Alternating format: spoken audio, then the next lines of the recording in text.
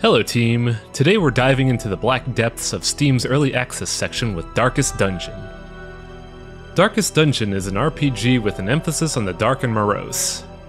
After various unholy and eldritch abominations befall a small town, adventurers and thrill-seekers soon start showing up in hopes for fame and glory.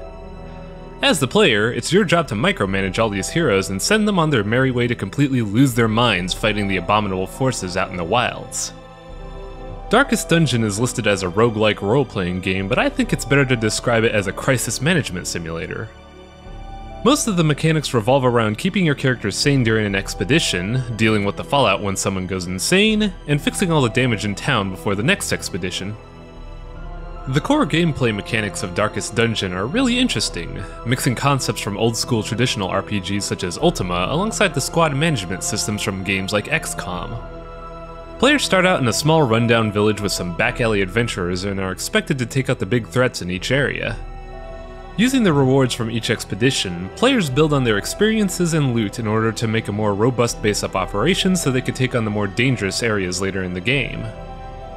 Darkest Dungeon, however, stresses that not only are your adventurers not perfect, they are also fully expendable and players should expect them to die. The game has several interesting mechanics behind character development. There's the trait and quirk system, where experiences in each expedition reflect on a hero in a positive and more often negative way, and there's also the stress meter, which is effectively a morale meter that can lead to either characters snapping like a twig or thriving on the stress in carrying your team. Managing these mechanics really shapes a player's experience, resulting in players either dumping huge amounts of money into their heroes like a doting parent or recklessly sending heroes into the wilds without a care for their personal safety. The mechanics for Darkest Dungeon really come together well to make the normal RPG experience much more fleshed out in a personal way. Many of the systems programmed in the game promote variance in gameplay, allowing for no two players to have the same game experience. This is especially noticeable with the trait system, where players can have two highwaymen but one of them is totally worthless due to having something like Lockjaw or the Runs. The developers really play up the bleak nature of the game as well, with small touches such as critical hits affecting stress both positively and negatively, along with flavor text from the characters appearing more frequently as stress builds up.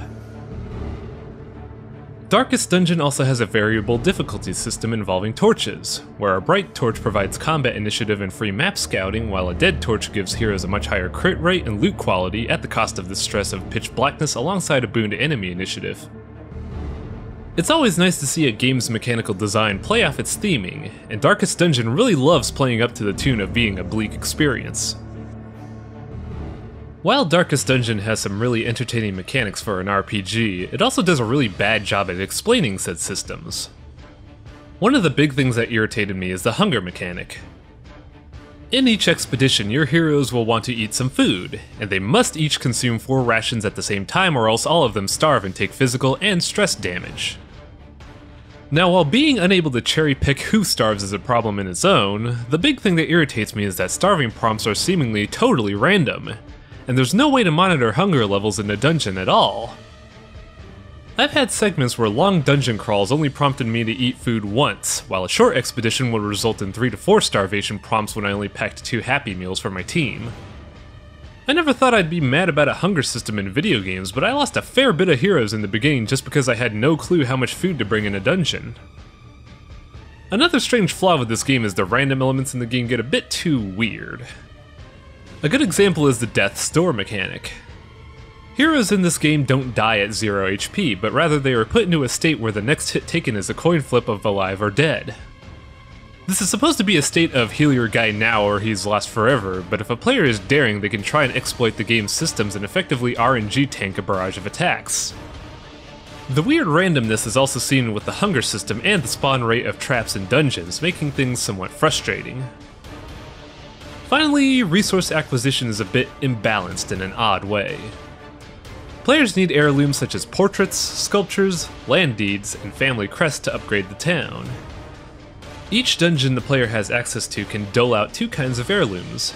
However, at this point in the game's development, the dungeons really enjoy giving you emblems at every turn, while sculptures and deeds are notoriously rare to pick up.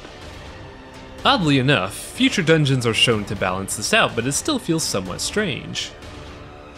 Many of the gripes I have with Darkest Dungeon seem to be spawned from a flawed idea of how to handle random generation, and being the cornerstone of any roguelike, it's something I hope developers will address in future builds. On a separate note, I feel like I should address the game's state of affairs with it being in early access.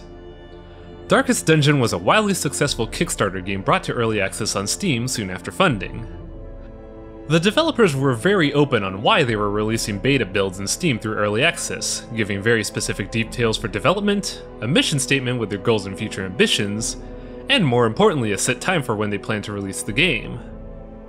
Red Hook Studios understood the atmosphere of the alpha development audience and was very upfront with all their information.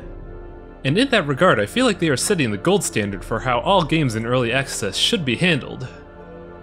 While other developers are very vague and wishy-washy about their plans, Red Hook told you what they had, what exactly needs to be done, and have a very specific release date. It takes a certain kind of madness to be this upfront with your goals, and Red Hook's ambition and drive really reflects in the game's quality. As of this video's release, Darkest Dungeon is an extremely well-designed and developed RPG with a lot of love and attention put into it. All the game is missing at this point is 2 dungeon environments, a couple new character classes, and naturally the final dungeon and ending. It's very refreshing to see such a meticulously developed game play so well despite it being in beta development, and I would highly recommend this game if you're a fan of classic RPGs. Just don't lose your mind alongside all the heroes you'll see die.